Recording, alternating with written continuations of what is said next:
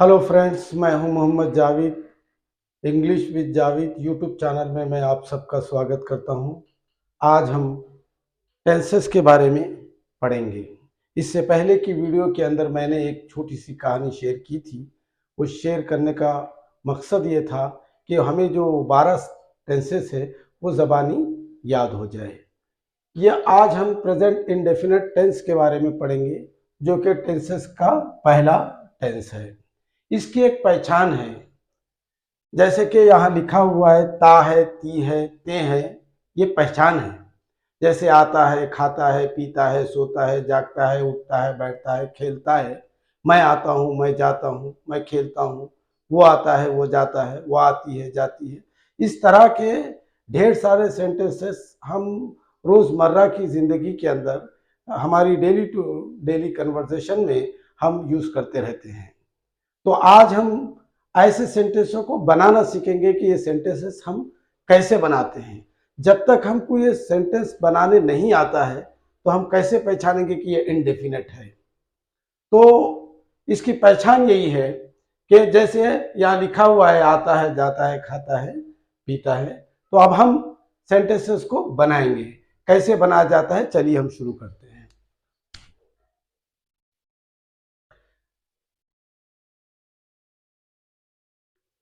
ही और शी और इट,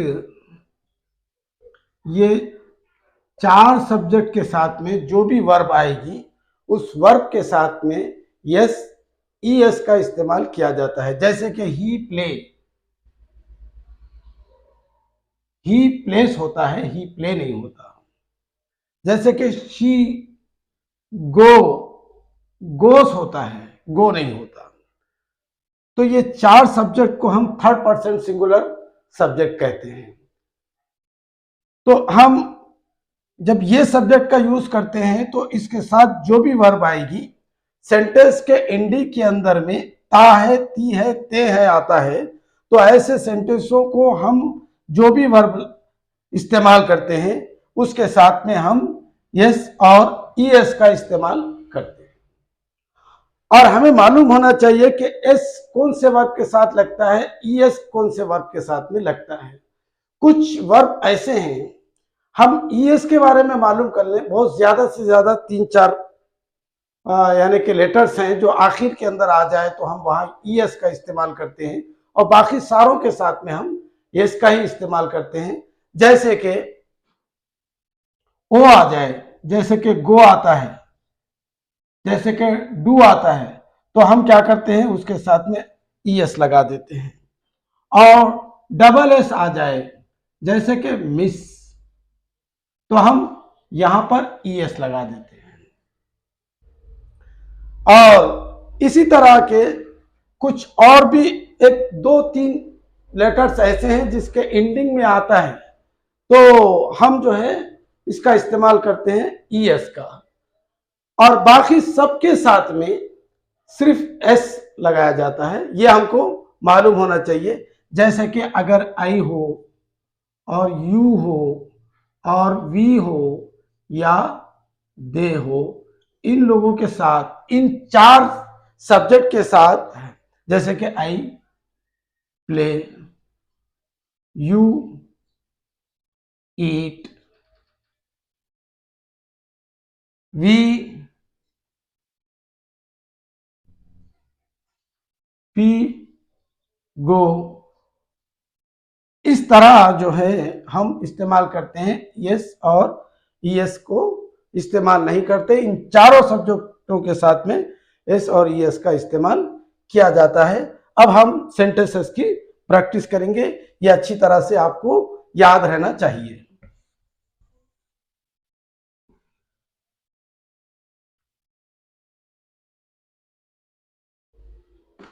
अब हम सेंटेंस बनाते हैं अफर्मेटिव। अफर्मेटिव सेंटेंस, जैसे कि मैंने पहले बताया कि अफर्मेटिव सेंटेंस वो होते हैं जिसके अंदर में नॉट का इस्तेमाल नहीं होता और ना ही सवाल किया जाता है। जैसे कि सब्जेक्ट को हम ले लेते हैं ही, क्योंकि ये थर्ड पर्सन सिंगुलर सब्जेक्ट है तो इसके साथ जो भी वर्ब आएगी उसके साथ में ईएस का इस्तेमाल किया जाता है। He goes to school, he goes to, ये अफर्मेटिव सेंटेंस है। अगर हम इस सेंटेंस को नेगेटिव बनाना चाहते हैं तो हम इसको कैसे बनाते हैं? जब ही आएगा तो ही के साथ में डज नॉट का इस्तेमाल किया जाता है। He does not go to school.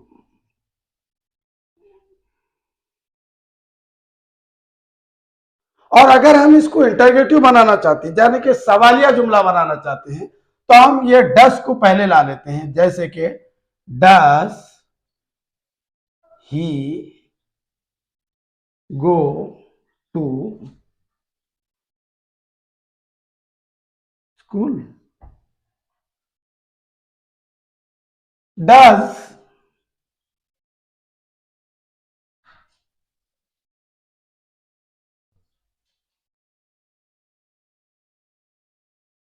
he not go to,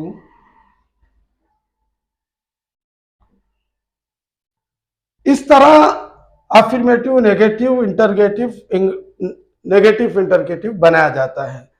एक और मिसाल ले लेते हैं समझने के लिए।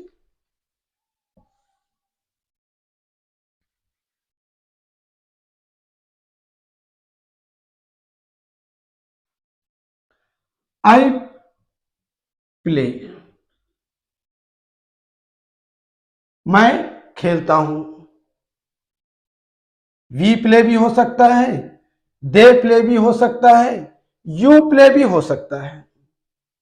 जैसे मैंने कहा आई प्ले, मैं खेलता हूं, यू प्ले, तुम खेलते हो, दे प्ले, वो खेलते हैं, शी और ही शी इट के साथ, जैसे कि मैंने कहा कि वर्ब के साथ एस और ईएस का इस्तेमाल किया जाता है। आई यू वी और दे के साथ में वर्ब के साथ एस ईएस का इस्तेमाल नहीं होता। ये सेंटेंस अफर्मेटिव है और इतना कहना काफी है, मैं खेलता हूं, चाहे मैं खेलता हूं पार्क में, आप लिख सकते हैं I play in the park. अब मैं नहीं खेलता हूं, आई डू नॉट प्ले, मैं नहीं खेलता हूं। क्या मैं खेलता हूं? तो हम डू को पहले ला लेते हैं, डू आई प्ले। क्या मैं नहीं खेलता हूं? Do I not play.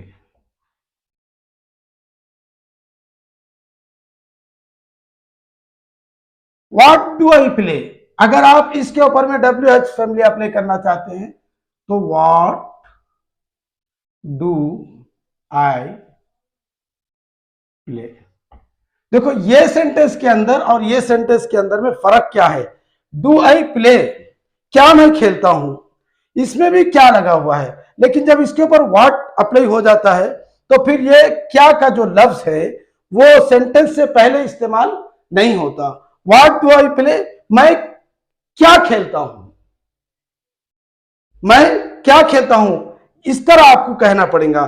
जैसे कि डू आई प्ले, क्या मैं खेलता हूं, और व्हाट डू आई प्ले, मैं क्या खेलता हूं, मैं क्यों खेलता हूं, why do I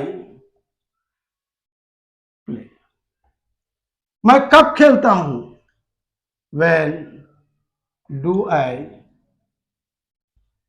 play. Where do I play, कहां मैं खेलता हूं, मैं कहां खेलता हूं, मैं कब खेलता हूं, मैं क्यों खेलता हूं। आप बेशुमार सेंटेंसेस इस तरह बना सकते हैं। WH फैमिली को भी आप मालूम, यानी कि मैं इंशाल्लाह इसके बाद में WH फैमिली के बारे में भी पढ़ाऊंगा। अभी हम एक सीरीज हमने ये शुरू की है टेंसेस के बारे में। पहला जो टेंस है प्रेजेंट इंडेफिनिट, इसके बारे में मैंने आपको पढ़ाया है। जैसा कि मैं आपको पहले भी बताते रहता हूं कि ये सब्जेक्ट को कभी आप बदल सकते हैं, कभी आप जो है वर्ब को भी बदल सकते हैं, समझे। तो ये जो वर्ब इसके अंदर जो हेल्पिंग वर्ब का यूज किया गया है, ये तो सब्जेक्ट के अकॉर्डिंग बदल जाएगा। जैसे कि अगर ही शी इट नेम है तो उसके साथ डस का इस्तेमाल किया जाता है, और आई यू वी दे है, इन लोगों के इन सब्जेक्टों के साथ डू का इस्तेमाल किया जाता है। इसकी आप जो है खूब प्रैक्टिस करिए, अपने पास नोट्स बनाइए, और मैंने तो मुख्तसरन एक 2-3 एग्जाम्पल्स के जरिए समझाया है। आप नोट्स के अंदर में बेशुमार सेंटेंसेस बना सकते हैं। आप खूब प्रैक्टिस करिए, ये कॉन्सेप्ट हमारा क्लियर होगा टेंसेस का, तो हम आगे की इंग्लिश की जो टॉपिकें हैं उसको समझना हमारे लिए आसान होगा। इसी के साथ मैं विदा लेता हूं। बाय बाय, जय हिंद।